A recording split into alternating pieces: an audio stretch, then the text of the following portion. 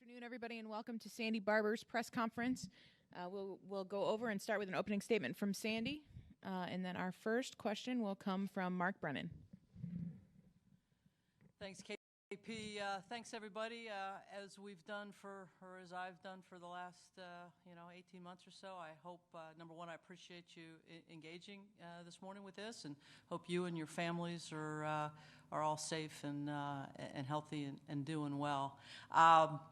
This is, I just ran over from the hub and where I was welcoming our new student athletes and their families, and it's really an exciting time for us. And I think the right word is forward. We're moving forward. It's a direction in and of itself. It's a pace, and we just had Thursday night our first counting competition with women's soccer beating UMass, one of my alma maters, UMass 3-1. So we're off and running, and it really is about looking forward. But forward is always informed by the past, and certainly it's been a challenging and difficult year and a half. But as an optimist, I think you look at it as how much we've learned, and we've learned a lot. And as much as I want to and we want to go back to something more familiar and more typical, I think it would be a huge mistake for us not to make sure that we bring with us into that forward movement everything that we've learned, and certainly some of the specifics around the health and safety standards and COVID and the pandemic are necessary from a health and safety standpoint, but even other things that we've learned about ourselves and about each other and about where we are as a society and a world, I think are really important for us to take with us. And I would be remiss if I didn't mention at every opportunity, and obviously this is a big opportunity, but just how appreciative I am of our staff, our coaches, our student athletes. They've just been terrific and really responsible around health and safety and taking the pandemic seriously. And and particularly with our students, they're 17 to 22-year-olds, so that doesn't mean it's without some incident, but in the main, really focused on their ability to compete and their ability to get a Penn State education, which is what they came here for. So I'm very appreciative. A lot of hard work by our staff and coaches, a lot of support from our university and our community, and so very appreciative for Dr. Barron's support and that of our community. Probably in that forward look, what we're most excited about is welcoming fans back. They're such a huge part of who we are and how we do what we do, and the success that we've historically had. So looking forward to that, and I know from the interactions that I've had that they're excited to be back too, and so looking forward to that. From a health and safety standpoint, we are really looking at, for the last 18 months, it's been COVID's been the umbrella, and everything else we do is kind of plugged into that. I think we're shifting that a little bit, and again, looking at something more familiar to what is typical for us, and then making sure, obviously, that the health and safety standards plug into that and are part of everything we do. A couple of just last things that are kind of today's topics: name, image, and likeness, that the NCAA, and in our case, the state of Pennsylvania, launched on July 1st. Our program is called Statement. Make your statement, and it's really focused on entrepreneurship. Yes, it enables our student athletes to accrue benefits at this point in their lives and their careers, but it's also focused on making sure that they acquire skills that will help benefit them for a lifetime. And we just believe that really fits what Penn State has always done with our student development and welfare programs and our life skills, et cetera. So excited about that, and and again, like everything we do, excited about the role that 750,000 living alumni will play on that. I mean, that's Penn State's advantage. That's our student athletes' advantage in almost everything, whether it be fans in the stands cheering them on, whether it be career opportunities, or in this specific case, it'd be the opportunity to capitalize on their name, image, and likeness. And then finally, just the latest example of Penn State having an opportunity to shine on the worldwide stage, and that would be the 2020 Tokyo Olympics that took place in 2021. But obviously, our four gold medalists, our silver medalist, and our bronze medalist, and then for me, I think it's crazy that coaches don't get medals. But obviously, we had an alumni coach in women's basketball with Japan and Tom Hovas, and then Erica Dombach with USA Women's Soccer, and then obviously our entire wrestling staff with USA Wrestling, frankly, with both Penn State alums as well as the Nittany Lion Wrestling Club. So just it's a pretty prominent example. It's a huge example. It's one we're very proud of. Obviously, the role I play with the Collegiate Advisories Council with the USOC connects me a little bit more closely with the USOPC, but a shining moment for Penn State with the Olympics. So I could go on and on about how excited I am about certain things, and certainly some challenges as well as successes at Penn State. But I know you guys, men and women, want to get to your questions. So we'll let KP guide us through that. Absolutely. We will be going through the RSVP question list. We'll start with Mark Brennan from Lions 247 with Fight on State, and then we'll go to Greg Pickle.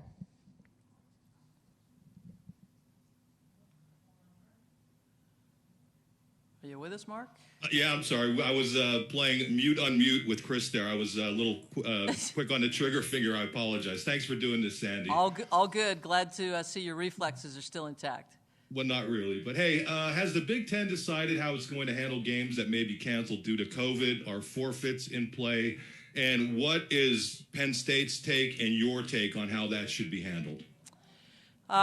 Yeah, I don't know whether the Big Ten. I apologize. I was on a trip late in the week. I know we've discussed it, and I think we're very close. And I don't think I think there'll probably be some subtle differences between what you've seen from some of the other conferences. But essentially, we will revert back to what our forfeiture policy has always been as a conference. And I think, although perhaps not ideal, given the seriousness, obviously, of the health and science nature of COVID, it's probably the right thing to do.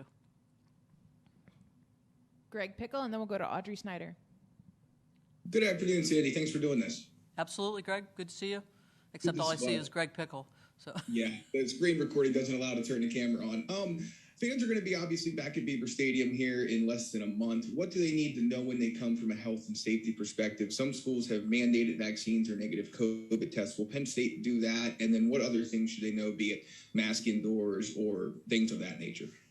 Yeah, that the required vaccination is not in our plan at this point. We've been following the CDC, and you all know quite well what we've done as a campus as it relates to masking indoors.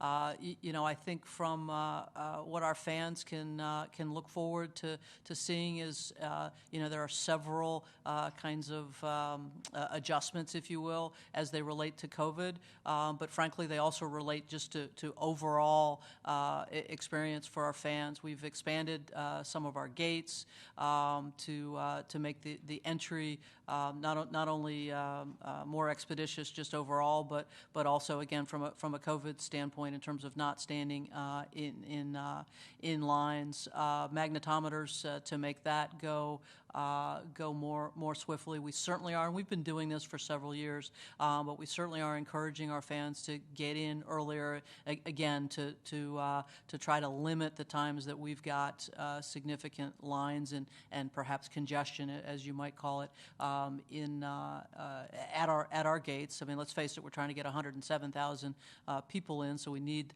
the biggest solution there is to try to spread that out over time. So whether it's playing games on the video board, if we're a game later in the day, or it's trying to incentivize and encourage folks from a concession standpoint, we're going to do everything we can to spread that out so that we don't have congestion. Again, some construction at our gate E. I think fans will really appreciate that. Those that would be entering in that section. Certainly, if we're not going to require masking outdoors unless the CDC were to change its guidance, we certainly would monitor and review that. But if someone feels that that's what they want to do from a health and safety standpoint, wear a mask, that certainly is encouraged. Audrey Snyder, The Athletic, and then we'll go to Rich Scarcella. Hey, Sandy, I wanted to ask you kind of about the potential ripple effect here with Texas and Oklahoma. Do you feel like the Big Ten aligns well with the Pac-12 and ACC specifically? And would that be a good fit should that alliance come to fruition? I think that this is a really interesting time as it relates to what you're calling the ripple effect from Texas and Oklahoma. I don't know that you've seen much ripple yet. I think this is different from some of the other expansion periods that we've experienced. I know the Big Ten feels like it's in a really good place. But having said that, whether it's this week or last week or something after the Oklahoma and Texas announcement, or it's the 2 months prior to that, it's something that I know since I came back to the conference in 2014 and leaving one of those other conferences that we've certainly been paying attention to. And it's all about what brings value, and I'm not just talking about money. Certainly money is important, but I'm not just talking about money. What institutions or what steps that we could take would bring value to our conference. And I do think that there are conferences out there that could bring value from a monetary standpoint, particularly speaking about the our television contract and our television revenues, but also from, you all know the importance of to us and to the Big Ten of kind of this concept around like-minded institutions. The Big Ten really prides itself on being more than just an athletics conference in terms of our provosts get together. We share some library resources, some other academic resources. If you look at that footprint of Pac-12, ACC, and Big Ten, I think the number is 40. It's 40% of the AAU membership lies in those three conferences. So I think there are, again, I'm not trying to downplay the importance of value as it relates to upsizing our revenues. That absolutely certainly is important, but that's not the only reason. And I think that there are some reasons around like-mindedness that would be very valuable to the conference. We'll go to Rich Scarcella, and then we'll go to Heather Dinich. Hi, Sandy. How are you? There he is on the screen. Rich, good to see you. Good to see you as well. I just want to clarify something. Will fans be required to wear masks in the concourses, at concession stands, restrooms, that sort of thing, at games? And also, just to clarify, the capacity crowds, that's not changing. You're going with capacity crowds. We are planning. Our plan is for capacity. I remember last spring saying we want to get to the point where everyone who wants and can get a ticket can come in, and that's where we stand right now. To your first question about masking, we consider the concourses an outdoor area, an open air area, and that obviously we rely upon the medical experts, and it's about airflow, et cetera. The indoor areas in our suite tower and our press tower are considered indoor and will require mask wearing. Heather Dinich, and then we'll go to Mike Porman. Hey, Sandy, what are your lingering concerns that you have as far as it relates to the football season? Can you hear me? Yeah, Heather, you're kind of garbled. I'm asking if you can say what concerns do you have as far as it still relates to COVID and the football season, and if you can share what the vaccination rate is for the team. I don't know if you've said that. Got it. Yeah, I mean, my concerns are the same as that we all have for our community, and that we be smart and we use good judgment as it relates to the science. But we're seeing literally all over the world, where fans are coming back together, and we're seeing very little COVID-related issues. So I'm very hopeful and forward thinking and forward looking as it relates to us being back together with our fans that we've missed so desperately, and I know they've missed our student athletes. As it relates to vaccine rate, not unlike what we did a year ago with our testing rates, we are not going to be in the game or in the habit of putting out our team vaccination rates, team by team rates. I will give you today our departmental rate for it's a combined students and our Tier 1 employees. And as we stand today, that is at 82.2% for those folks. And that does not include as fully vaccinated some of our students in particular, that we do know have received their first vaccine and have not yet received their second, so they're not categorized as fully vaccinated. So obviously we know that 82.2 already will move up, is guaranteed to move up, and then certainly we believe that more and more will continue to make the decision to get vaccinated. So we sit at 82.2 today. This is the only time, since we give you all a benchmark, this is the only time that we as a department will be talking about these figures. Again, our coaches and other staff members will not be talking about program by program. Certainly if individuals want to tell you that they're vaccinated or that they're not, or that they're not going to talk about it, all of those are choices. They can do that, but we won't be talking about it on a program by program basis. Again, not dissimilar to what we did with testing last year. Mike Portman, then we'll go to Corey Geiger. Thanks, Chris. Hi, Sandy. How are you? Mike, I'm good. I love that view. Yeah, I do too. Thanks. Do you think Penn State ICA is fully meeting its Title IX obligations to your women athletes, especially in comparison to your Big Ten brethren? And can you note any progress you've made in that direction since you came aboard in 2014? Thanks. Yeah, that's a great question, and I don't think it's ever met.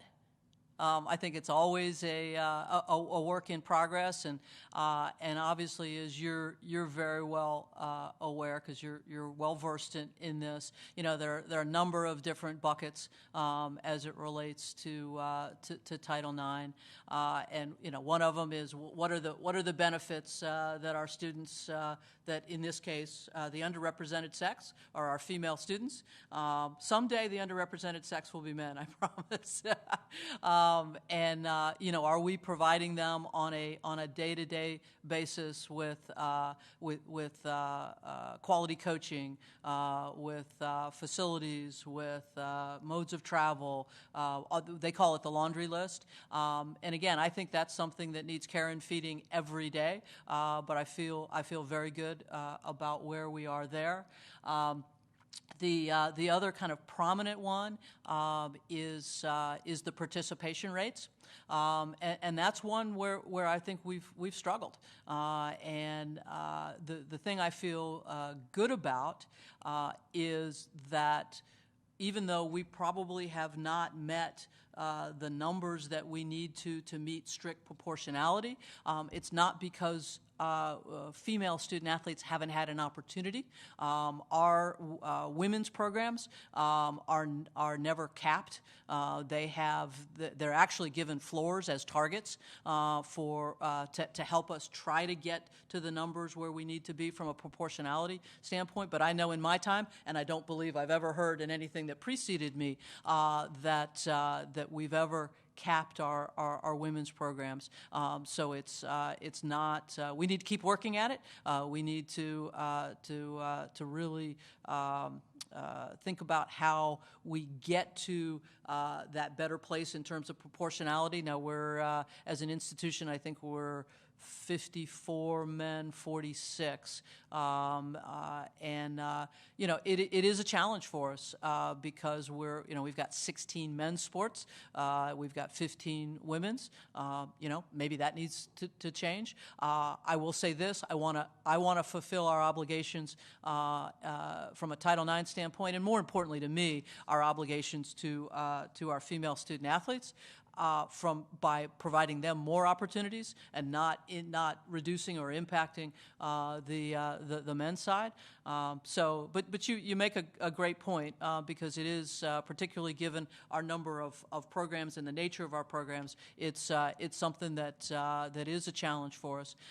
Back to your question, there are a number of things that we've done just in everyday kind of making sure as we check and make sure that things are equitable, whether it's bringing some of our charter opportunities for our women's programs up to snuff or up to equal balance or getting closer there, whether it has to do with when we made a decision to do cost of attendance, making sure that was equitably distributed with all of our women's programs.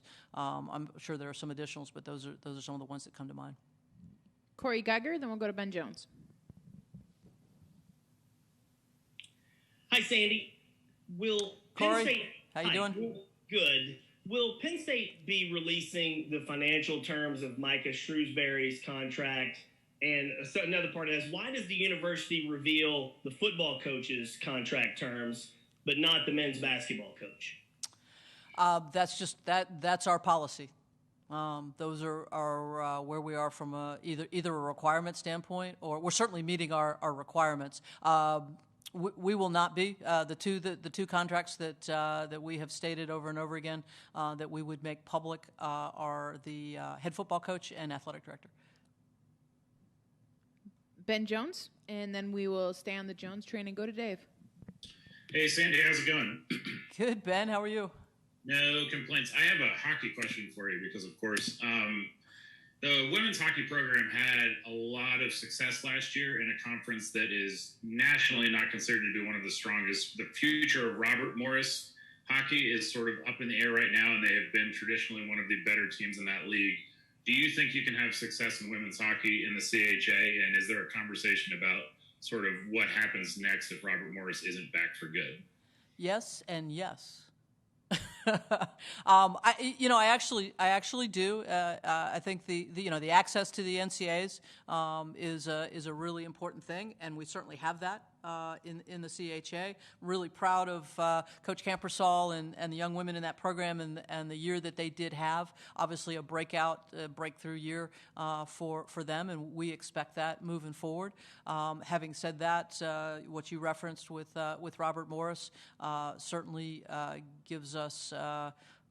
Whether it's cause for concern or opportunity to make sure that we understand what the landscape looks like and what our options might be. You all know us well enough to know that we're kind of constantly doing that everywhere in everything, and so we'll be analyzing what's always the best for that particular program. I mean, obviously we've got men's volleyball, our two fencing programs, and women's hockey that are not in the Big Ten, and so those are constant conversations. Dave Jones, and then we'll go to Travis Johnson. Hi, Sandy. There he is. Dave, how are you? How are you? Oregon and Oregon State yesterday announced that they would mandate vaccination proof in order to enter their events. This conversation has obviously been had at Penn State among you and administrators. What was the rationale for not requiring vaccination proof? And is this position intractable or malleable in the future?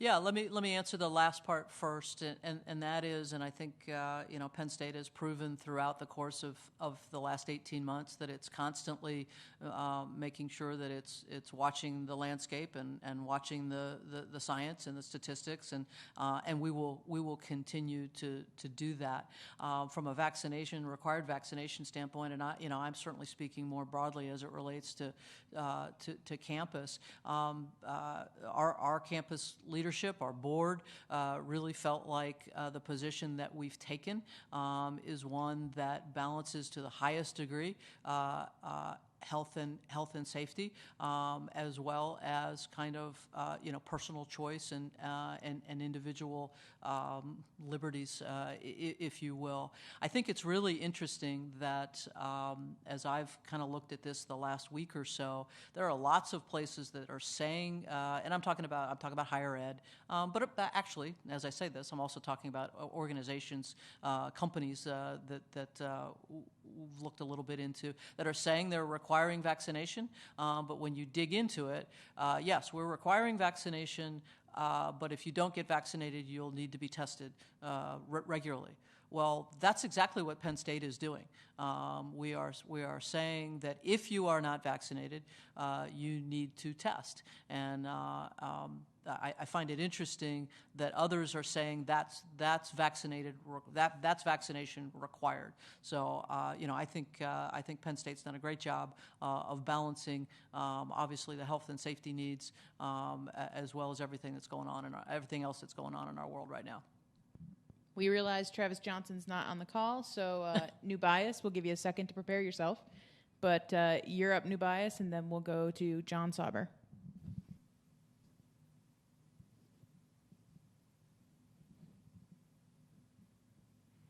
All right, are we live here? We got you, New Bias. There we go. Hey, all right. There we go, Sandy. Pleasure to see you. Hopefully get to shake your hand one day.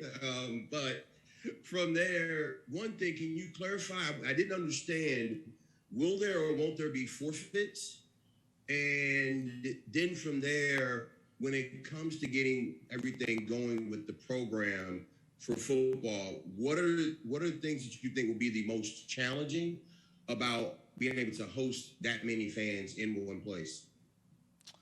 So back to the first, it is my understanding that we will, as a conference, will revert back to our regular forfeiture policy, and that is if an institution is not able to essentially show for the game for the contest, that it will be a forfeit. And then, I'm sorry, New Bias, what was the second part of your question? Oh, sorry. We'll unmute you, promise. My apologies, I was a little jumbled there. What I was asking, just overall, what are the biggest challenges from the city perspective as well as stadium-wise from hosting that many people, considering what's going on with the mutations of the COVID and everything? Yeah, I think it's a matter of us all being really smart and understanding that the virus in some way, shape, or form is still with us. Again, I'm heartened by the fact that whether it's Major League Baseball or some others that are hosting events with large crowds and without to date major incidents. I do think it's important that we as event planners and we as event organizers and runners, that's not the right term, but running events, we can't act like it's not happening. We have to be conscious. Again, it's kind of my original description about it's no longer COVID as the overarching.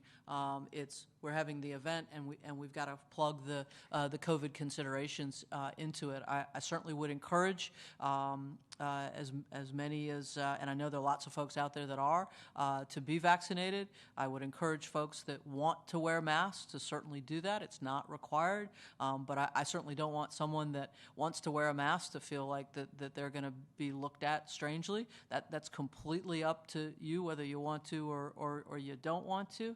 And I think we just have to be smart and understand that the virus is with us, and we need to use our good judgment around that. But come to Beaver Stadium and enjoy a football Saturday for the first time in a couple of years. John Sauber, Center Daily Times. Then we'll go to Jerry DePaula.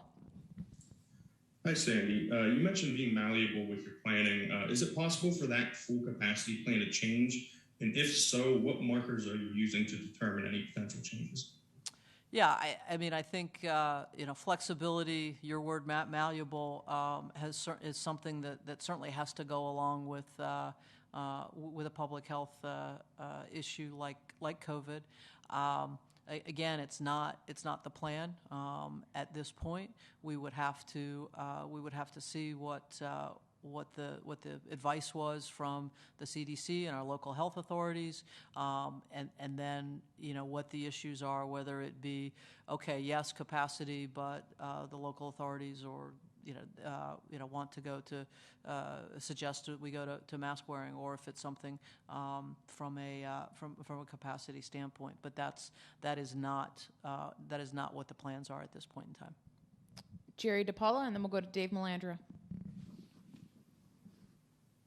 Hello, Sandy. How are you today? Thank you for your time. I appreciate it very much. Absolutely. Great to see you, Jerry. I want a clarification, if I can, on your percentage, 82.2%. Is that 82.2% of all Penn State employees in all departments and students? Is that everybody? No, that is athletic department specific, and that is our student athletes and what we consider to be our Tier 1 employees. And that comes from, that's a term that the Big Ten used last year. Those that were in our daily testing regime, the ones that have the daily contact with student athletes and with the programs. Hey, thank you very much. You're quite welcome. Dave Melandra, USA Today, and then we'll go to John Tiedel. Hey, Sandy, got a couple of questions for you. One, if the state or the city comes down and says that capacity of Beaver Stadium this season will have to be reduced, how quickly in advance will you notify those season ticket holders and those fans that have tickets for those games about the attendance being dropped? And secondly, for the basketball and hockey season, will fans attending those games require a negative test to attend? Let me take your last one first, because that is right now the only change for indoor is the mask wearing requirement. So no, there would be no vaccine or negative test requirement for, I think you referenced basketball and hockey, maybe. And then your first question, this is one of those places where what we've learned, and obviously last year we went through a ton of planning for different capacity sizes, which we still have. That's not been forgotten or thrown out. Doesn't mean we won't have to shift and pivot and make some really tough decisions quickly. But again, that's not what we're planning. That's not what you're seeing out there. But we will obviously, from a health and safety standpoint, continue to monitor and look at the advice from both local as well as national and worldwide as it relates to what's in the public health's best interest. John Tiedel, Hoops HD, and then John Petishnak. Thanks, Christina. Good afternoon, Ms. Barbour. I wanted to congratulate you on your appointment to the Constitution Committee a couple of weeks ago, and my questions about that. What do you dislike the most about the current governance model, and what are you most excited to have included in the new governance model? I appreciate the congratulations. Are we sure that's what it is? But what I dislike right now is, and I think it's what we're all looking at really, really heavily, and that is that decisions seem so separated from the boots on the ground, and probably. And I started to say it, and not necessarily is what I love the most, but it actually is.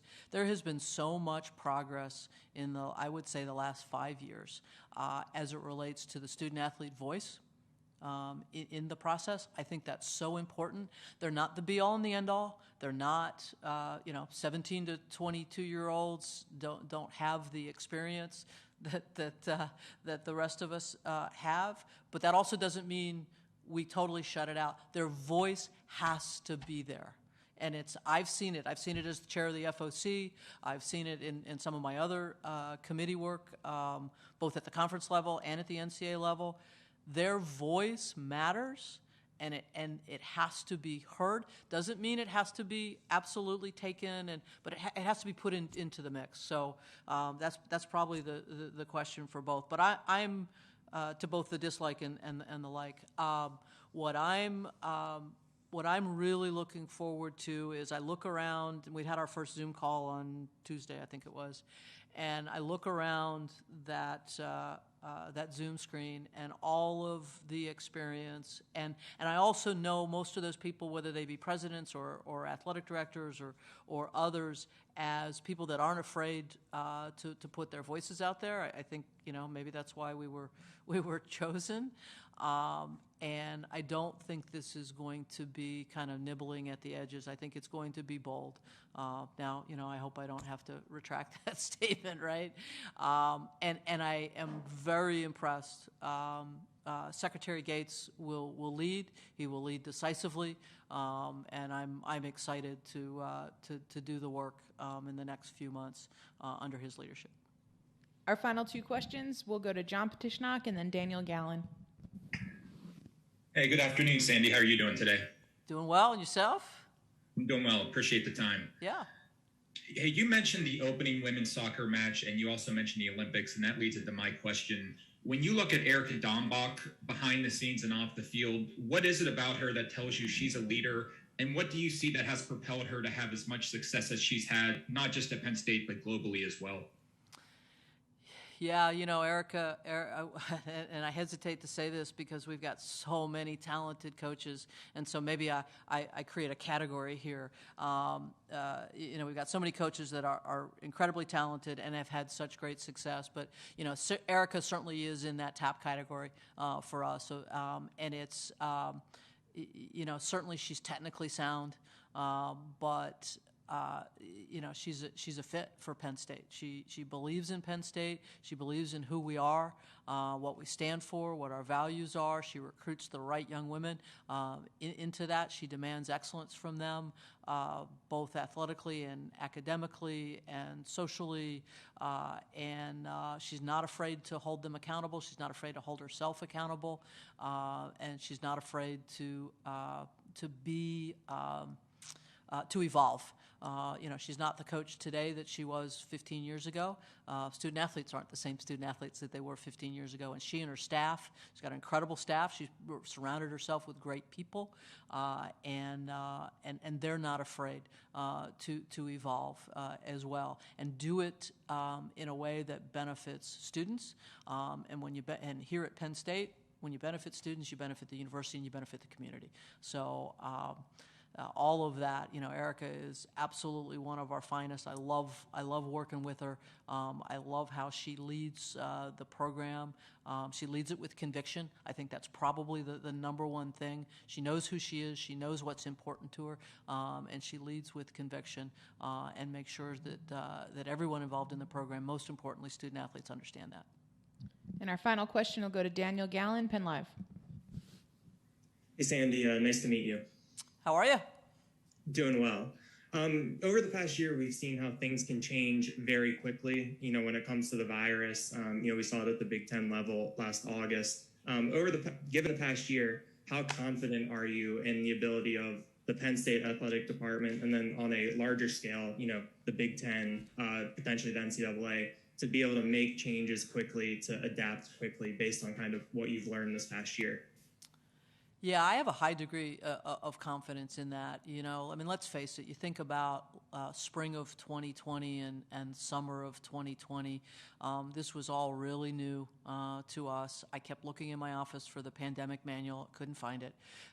You know, thought maybe the last athletic director or several athletic directors ago would have left it for me, but they didn't. And you know, we think about how much we've learned. You referenced some of the decisions from a Big Ten standpoint.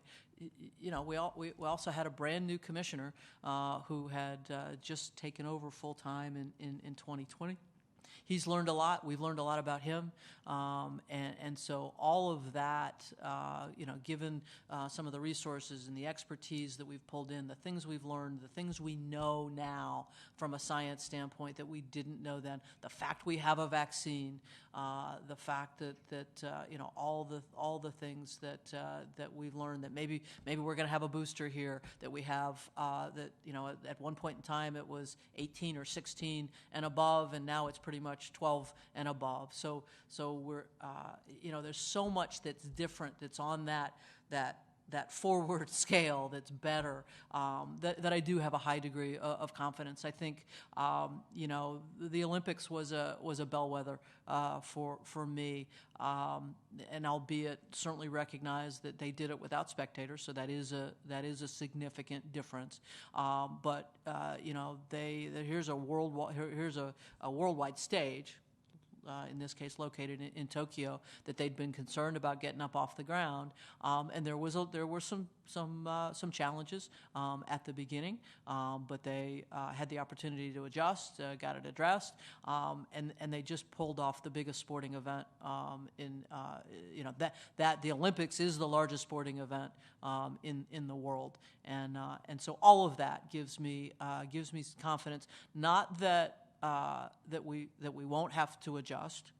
You know, we probably will in some way, shape, or form, but that we'll be able to, and that it will properly address, so that again we can get back to something that's more familiar for us as a country.